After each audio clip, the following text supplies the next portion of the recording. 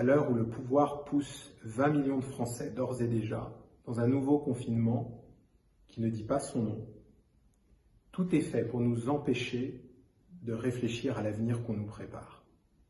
Pourtant, il n'y a rien de plus important aujourd'hui que de stopper les polémiques et de regarder vers le futur pour préparer la société plus juste que nous souhaitons tous et restaurer notre liberté.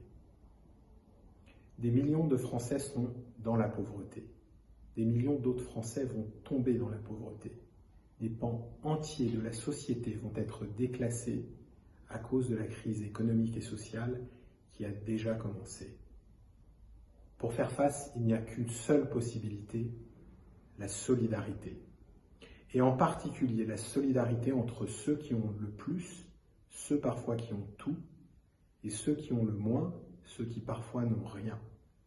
Nous devons agir immédiatement en instaurant une justice fiscale redistributive entre les plus fortunés et toute la société.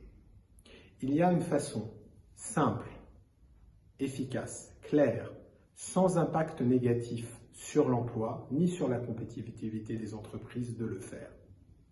Il s'agit de doubler le taux du prélèvement forfaitaire unique.